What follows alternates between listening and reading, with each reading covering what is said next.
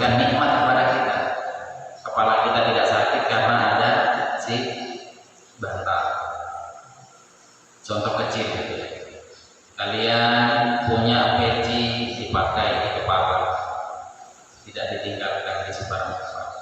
Kalian punya sarung dipakai, dicuci kalau dia kotor. Itu bentuk apa? Sayang kalian kepada selain manusia. Apalagi sama manusia yang punya perasaan juga dengan kita. Hati seseorang dengan orang lain itu terpaut, punya ikatan. Nah, ikatannya inilah yang perlu kita samakan frekuensinya, samakan salurannya. Misalkan dari siapa? Fitri ke Arsyad, kemudian ke Mail ke saya. Itu kalau kita bisa lihat gelombang kimianya apa namanya? Geometrik apa namanya? Gelombangnya sinyal sonik ultraviolet, infrared, inframerah. Masya Allah. Itu yang perlu kita samakan. Samakan dalam konteks apa? Dalam konteks saling sayang menyayangi. Ya, coba nanti putra putri mulai hari ini belajar untuk mencintai diri sendiri, orang lain, sekitar kita, lingkungan kita, apapun yang berkaitan dengan kita. Ya baju kita, badan kita, alat-alat belajar kita, buku tulis, tas, pulpen dan seterusnya, ya kan? Coba mulai belajar dari hari ini untuk mulai memiliki sifat apa tadi? Ar-Rahmah. Kalau sudah ada tekanan dalam hati Ar-Rahmah, maka kalian akan lebih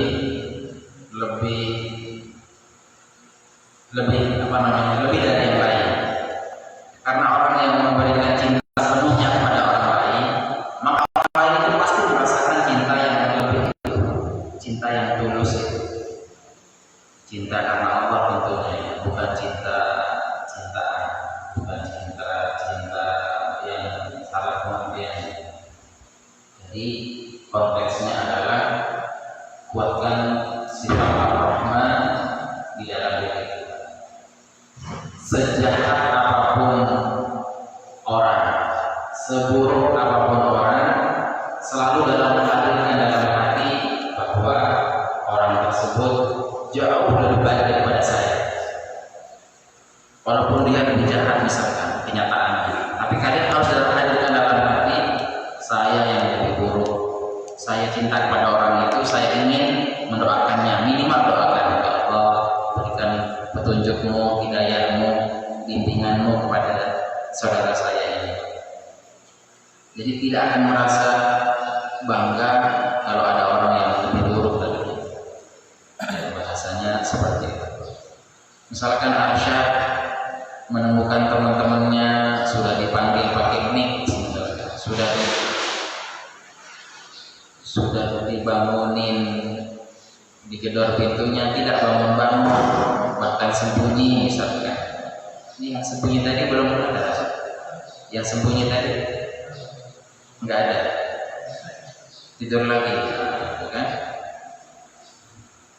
Dibangunin, tidur lagi, bahkan sembunyi di belakang apa misalkan, di bawah lantai, misalkan, di bawah kasur, pada kasur di bawahnya itu fenomena santri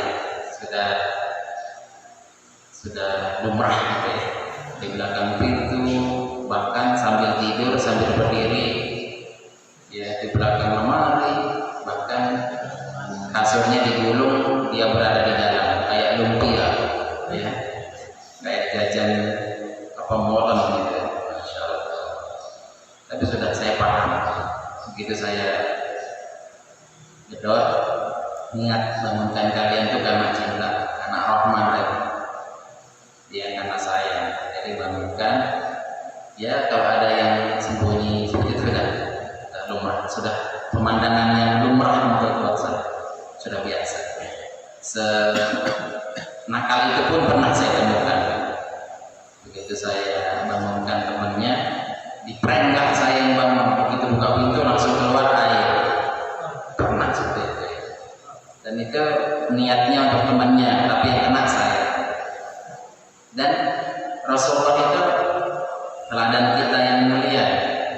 begitu beliau disakiti. Tapi kalau Rasul itu sengaja memang dilempar dengan kotoran unta, dilempar pakai kerikil, bahkan pakai batu kena kerakan beliau, bahkan pernah pakai pedang juga. Tapi Rasul itu tidak pernah membalas, karena Rasul tinggi sifat rahman sayang. Bahkan didoakan ya Allah, yang ngajakin saya, yang ngejailin saya itu tidak tahu saya, maka berikanlah petunjukmu ya Allah. Jadi tidak ngapain harus marah kan gitu ya, kita buka jatuh air di kita ya, kalau air kan kering, kalau misalkan kotoran ya cuci baju. Nah jadi makanya ini yang saya katakan dari awal tadi, samakan frekuensi. Saya niat, ustazah yang lain, ustazahnya niat supaya kalian semua, kita semua ini belajar seperti memang santri, seperti santri sesungguhnya. Saat dibangunkan ya bangun, atau bahkan tanpa dibangunin kalian sudah bangun. Masa kalah sama si Soleh itu duluan bangun timbang kalian. Makanya saya gelarin Soleh. Kalau bisa si Soleh juga membangun kalian kan. Kayak mana caranya? Luar biasa. Itu memang sudah lumrah tanpa ditutup-tutupi, karena kita sering bersua bersama. Jadi coba mulai dari hari ini putra-putri kembalikan kebiasaan kalian yang baik, terutama sholat tahajudnya yang sampai. Ya, saya yakin kalian itu begitu dibangunkan sudah tahajud di pondok, sudah tahajud di kamar masing-masing. Husnuzon saya itu sebagai doa ya, walaupun kenyataannya enggak, kenyataannya tidak, tapi ada saja 1, 2, 3 ya, kan ya perwakilan. Nah, coba mulai dari hari ini tanamkan rasa sayang itu, sayang pada diri kalian. Berapa nasi yang sudah kalian makan, berapa sabun yang telah kalian habiskan untuk badan kalian, berapa botol sampo yang habis, karena kalian sayang sama badannya. Putri berapa skincare yang habis buat bersolek-solek, berapa lipstick, berapa pons yang kalian habis, itu karena kalian sayang sama tubuh kalian ini. Padahal ini akan pada saatnya nanti akan menua, akan rusak pada rasa. Tetapi kalian terkadang yang perlu lebih dari itu sebenarnya, yang perlu kalian rawat adalah hati kita. Begitu seorang putri solehah punya perasaan rahman, kasih penuh dengan cinta, tulus, ikhlas karena Allah, begitu dinasihati maka dia senang menerima kebenaran. Dia akan coba praktikkan, dia coba akan mengamalkan. Sayang itu sayang biasa, sayang bukan sayang karena tadi ya tanda kutip, tapi karena cinta karena Allah. Coba mulailah sholat tahajud dengan sentuhan seperti itu, maka hati itu akan ibarat es batu meleleh, akan cepat menerima. Jadi saya coba pendekatannya sekarang lewat hati. Kita bicara lewat hati. Kalau sekedar nasihat yang sudah biasa kalian dengar, sudah biasa kalian diajarkan, itu memang masuk ke telinga kiri atau sudah biasa kalian. Cuma pendekatan ke kolbu hati ya. Coba dimulai ditekankan anak-anak semua. Kalau sudah ada itu, yakin saya yakin-yakinnya tanpa kalian disuruh itu pasti bisa ya. Jadi penting juga fisik ya, tetapi jauh lebih penting hati. Berapa sabun yang kalian habis dihabiskan untuk badan itu kan kalian sayang sama badan, padahal itu akan menua dan sampai ke kuburan akan masih nggak utuh badan kita ini. Tidak. Yang utuh itu apa? Yang tidak akan sirna, tidak akan rusak, tidak akan pernah hilang. Apa itu? Ya ini roh itu, nyawa itu. Begitu kita ditanam di kubur, di jasad kita habis dimakan cacing tanah, dimakan ular. Ya, padahal mohon maaf putri yang merasa paling cantik lah, paling pintar misalkan, paling kaya, itu rubah sekali, hilangkan perasaan seperti itu. Kalian banggakan alis kalian. Kalian banggakan alis kalian yang seperti semut berbaris itu, 30 tahun kemudian semutnya bubar barisan. Ya, kalian banggakan bulu mata kalian yang panjang itu. Ya, kalau sudah umur 30 tahun itu akan mulai memutih. Ya, bahkan mata kalian akan masuk ke dalam. Itu kemudian bangga dengan aksesoris yang lain lah. Ya, putra juga seperti itu. Ya, kalian banggakan hidung kalian yang maju sudah masuk kuburan, ya, habis dimakan tanah. Ini habis ini. Yang ada tulang kelihatan itu, ini yang di dalam, bukan ini habis dimakan. Pernah kita tengkorak nggak? Tengkorak. Pernah lihat? Nah, kayak gitulah. Ya. Lalu apa yang kita sombongkan coba? Apa yang kita sombongkan? Jadi coba mulai dari hari ini, sekarang hati. Ya. Kalau sudah hati tertanam cinta, tidak pernah kalian akan meremehkan temannya, tidak pernah akan menganggap kalian lebih baik daripada orang lain. Tidak. Selalu hadirkan dalam hati orang itu jauh lebih baik daripada saya. Ya. Itu untuk hari ini. Dan coba bersama-sama berusaha untuk menanamkan rasa rahman, rasa cinta kepada diri sendiri, orang lain, benda yang ada di sekitar kita, makhluk lain pun seperti itu. Ya, kucing misalkan, kalaupun tidak suka, jangan sampai dibakar, jangan sampai sakiti. Ya, sekedar mengusir silahkan, tapi jangan sampai diambilkan bensin, pertalite, disiram, dikasih api, naik ke pelapon, selesai. Ya, tidak boleh. Jadi sayang kepada siapa?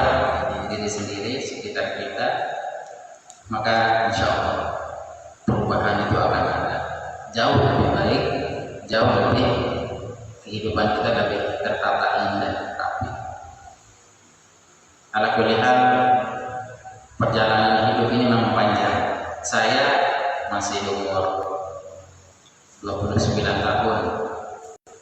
29 tahun itu kalau hitungan Hijriah, kalau Qamariyahnya 30 tahun. 30 tahun kalau bulan Masehi. Nah, perjalanan hidup ini kan belum selesai, masih menurut saya mudah-mudahan Allah panjangkan umur kita semua dalam ketaatan kepada Allah. 30 tahun ini kan kalau kita lihat umur Nabi 63 tahun, berarti sekitar 33 tahun lagi umur, misalkan umur pribadi saya akan sampai pada tahap kebanyakan standar umur umat Nabi seperti itu. Berarti 30 tahun lagi. Tapi setengah perjalanan, baru setengahnya. Ibaratnya saya mau ke Tenggarong, saya baru nyampe ke Lembus itu. Dari sini ke Lembus kurang lebih sama dengan dari Lembus ke Tenggarong. Pertengahannya perjalanan masih panjang. Kalau kalian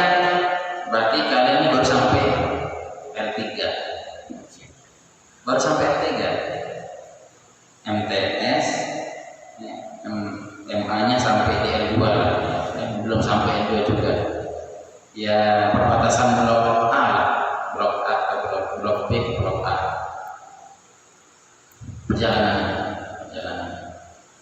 MTS, MA, belum kuliah kan? Saya sudah 2 kali kuliah, gitu kan? Nah itu berarti agak jauhan saya. Intinya saya nggak bangga, cuma saya katakan saya lebih duluan hidup timbang kalian, gitu kan? Nah perjalanan kita gini, kalian di sini, saya di sini. Perjalanan kita masih panjang. Cuma dari sekian perjalanan ini ada pelajaran berharga yang saya dapatkan.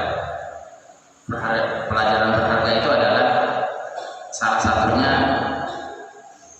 inti dari pelajaran semua yang pernah saya pelajari itu terjawab setelah saya lulus mahad baru terjawab teka-teki yang menurut saya paling sulit terjawab.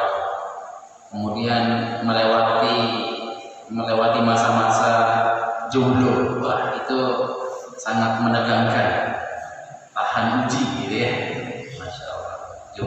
Jomblonya jomblo sejati, yang bukan jomblo yang kelas kerupuk, begitu datang angin langsung melempem gitu, nggak kuat gitu. Tapi betul-betul kokoh, ujian di sana sini ya.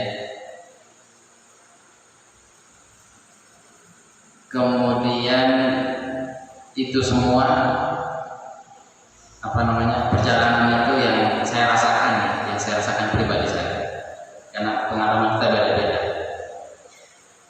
Itu membentuk pemahaman saya bahwasanya inti daripada pelajaran itu semua adalah bagaimana mengelola hati.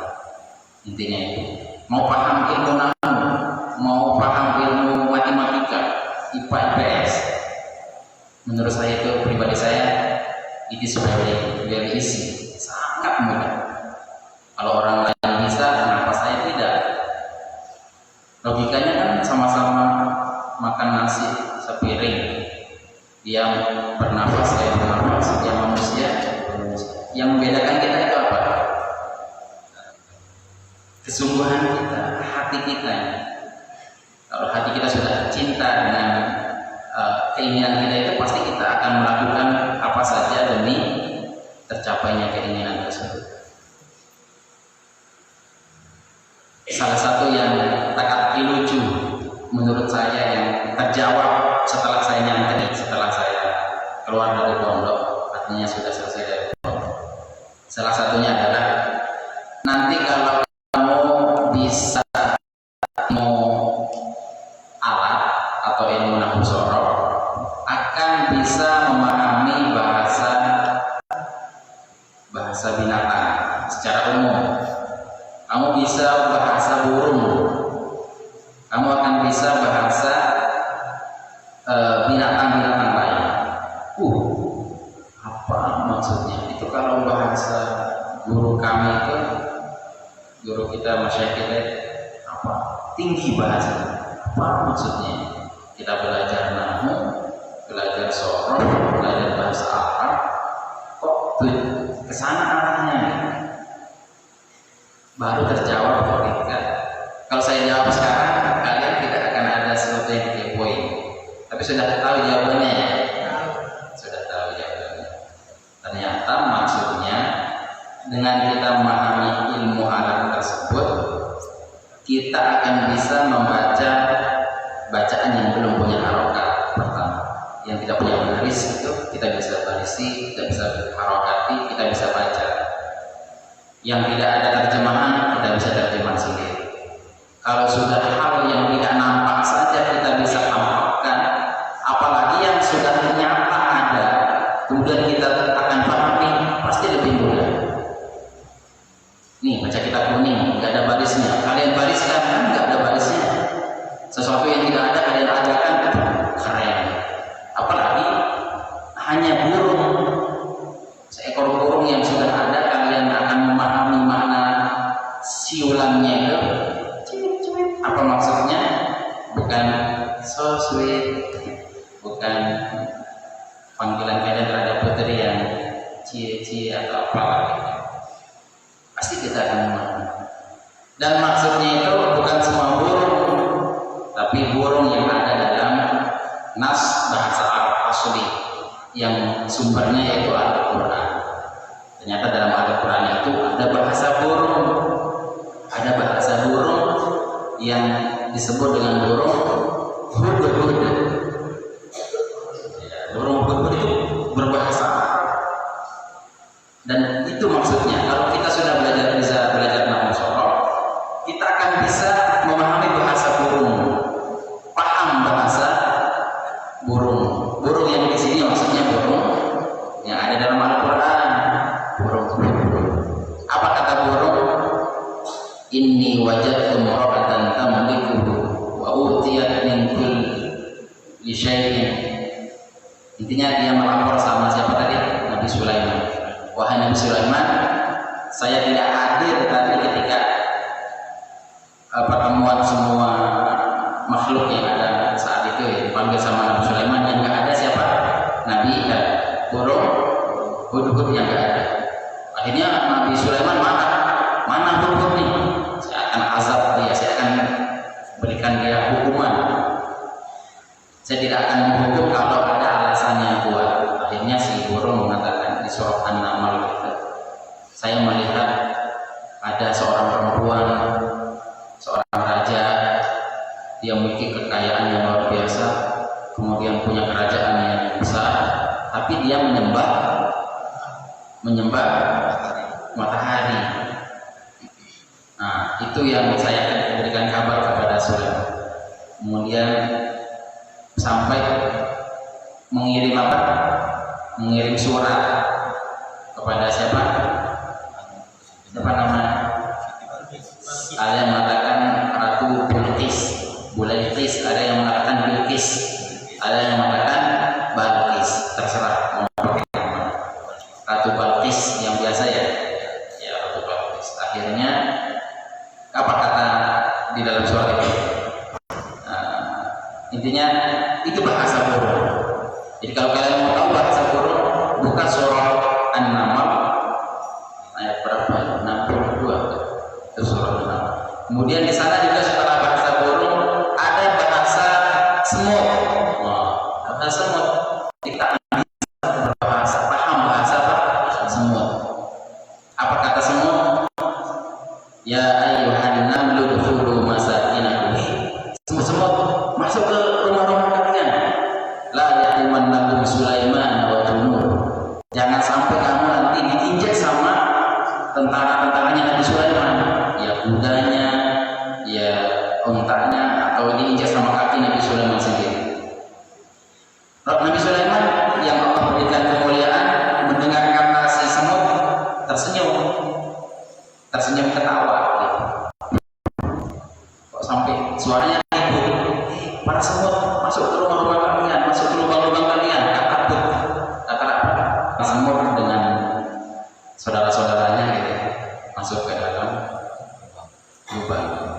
Berhenti sampai tersenyum beliau mendengar suara perkataan semut. Nah, ini menggambarkan rasa cintanya Nabi Sulaiman terhadap makhluk lain seperti semut itu tinggi.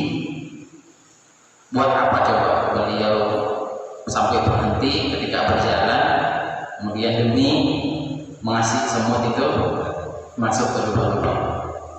Kalau kita sengaja cari yang padahal jalan ini bagus, kita cari yang jelek, atau kalau ada makhluk itu sengaja kita tabraki. Jadi rasa rahman itu setiap orang soleh terutama ya, apalagi para nabi pasti itu. Seperti ayat yang saya baca tadi, Nabi Ibrahim, banyak orang yang tidak, umatnya yang tidak mengikuti beliau doakan, yang ikuti saya, faman tabi'ani fa innahu minni, yang ikuti saya maka dia sesungguhnya bersama saya. Waman asani, yang orang yang ingkar dengan saya, maka fa'innaka ghafurur rahim, kata beliau, sesungguhnya engkau ya Allah maha pengampun. Jadi beliau tidak memaksa, yang ikut sama saya dia akan selamat, dia akan bersama saya. Tapi yang tidak ikut sama saya alias orang yang ingkar dengan kenabian Nabi Ibrahim, saya serahkan kepada Allah Subhanahu wa taala. Engkau maha pengampun ya Allah. Didoakan semoga diampuni ya Allah. Nah, coba hati itu seperti ada dalam seperti itu sikap kita, sifat kita, insya Allah yakin saya kalian akan selalu akan diliputi oleh kedamaian, damai hidupnya.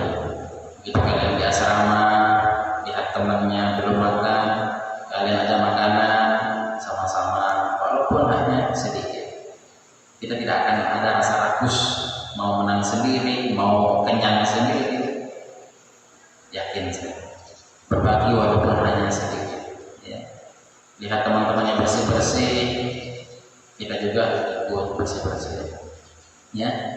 Nah, jadi hari ini insya Allah putra putri setelah ngaji kita sama-sama pagi ini membersihkan kamar masing-masing. Ya, insya Allah saya pantau, monitoring, ya, lihat sendiri nanti dan sama-sama.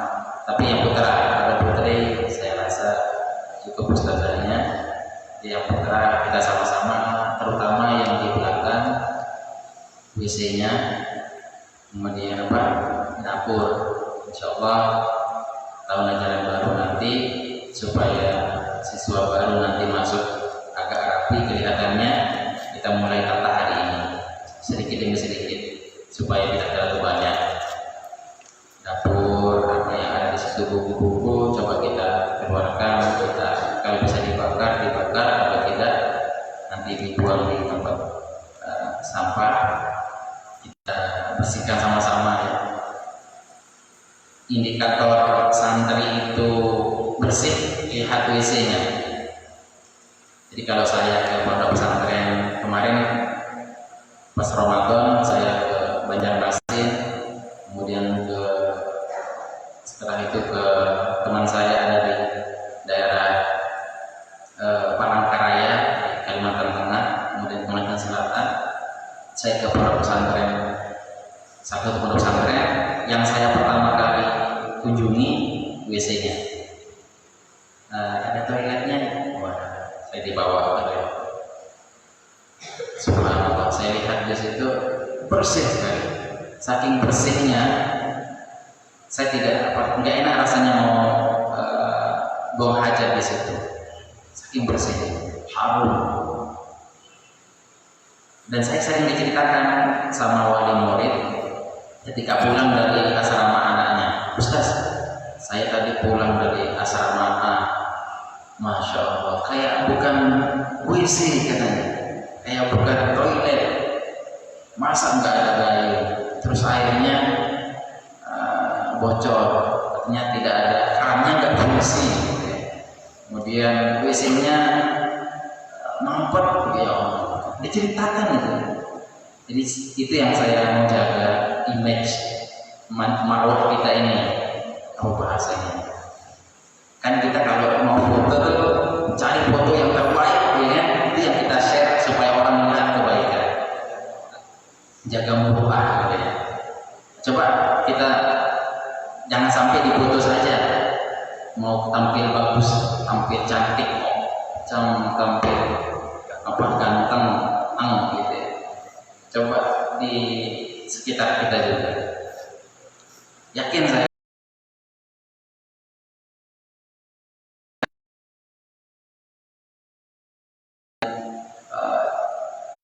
pengen ke belakang, ingin ke belakang, apakah merasa nyaman atau tidak, kita tidak tahu. Tapi dia ketika pulang ke rumahnya cerita, dan saya dengar sendiri. Ada saya masuk ke salah satu pondok pesantren, katanya jalan ini saya tahu pondok pesantren itu pondok pesantren apa dan di mana, punya siapa, saya tahu.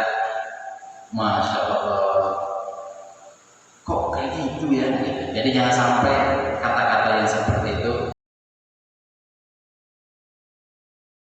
keluar, ya keluar. Caranya bagaimana? Ya kita introspeksi diri, kita nilai diri kita selama ini ikut bersih-bersih enggak, atau ikut cuma enggak sesuai dengan apa namanya cara putri. Kalau belum punya kloset nanti dicatat Ustaz berapa kloset yang kurang, apa namanya bersih kloset itu nanti salah saya berikan berapa supaya setiap WC itu punya pembersih, kemudian ada sabun. Jadi enggak enak nanti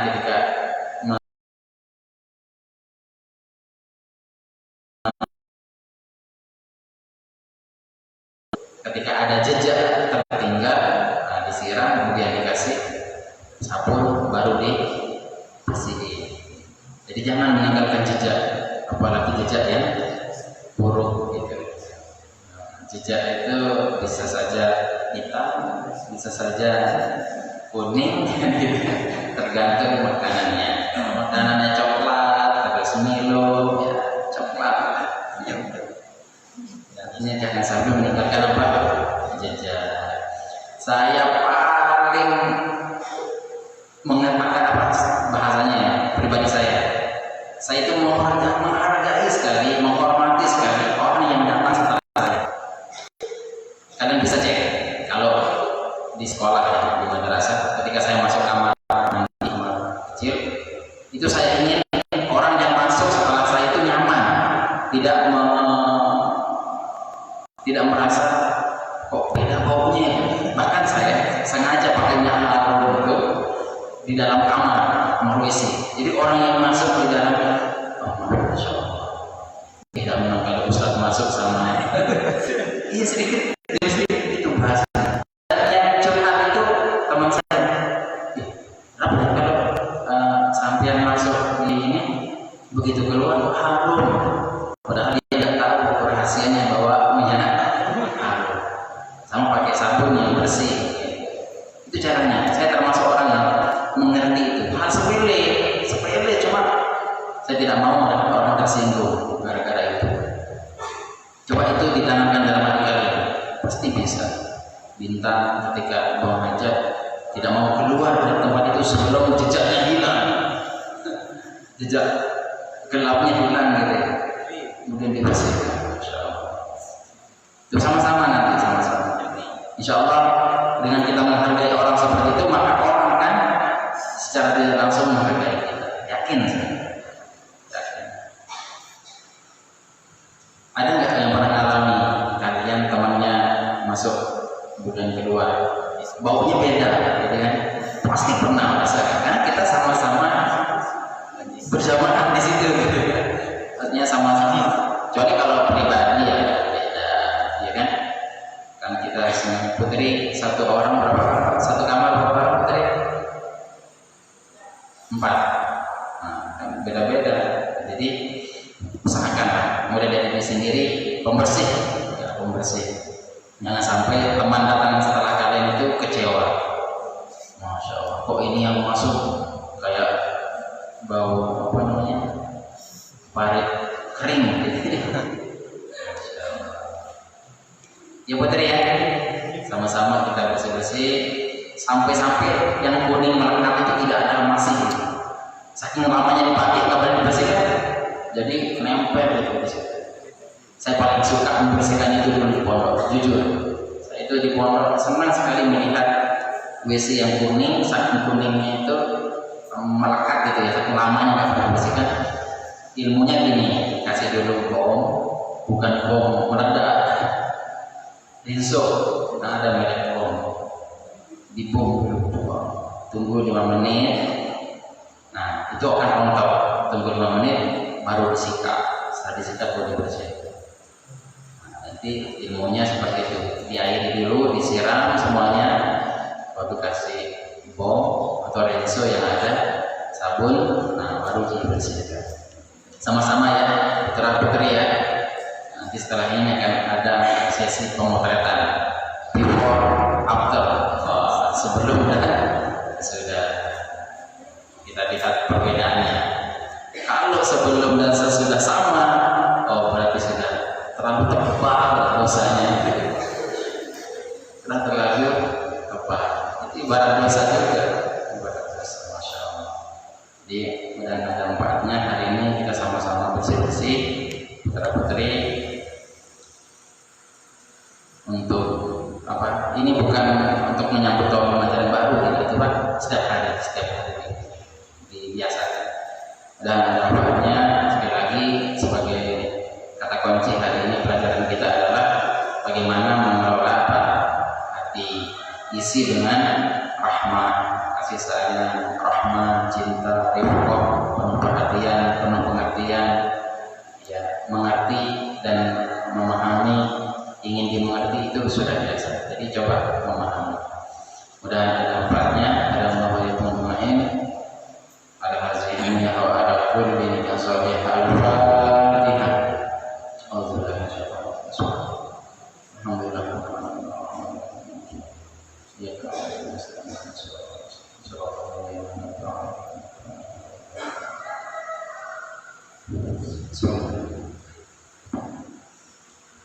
Ya, mohon maaf atas segala kekurangan. Assalamualaikum warahmatullahi wabarakatuh.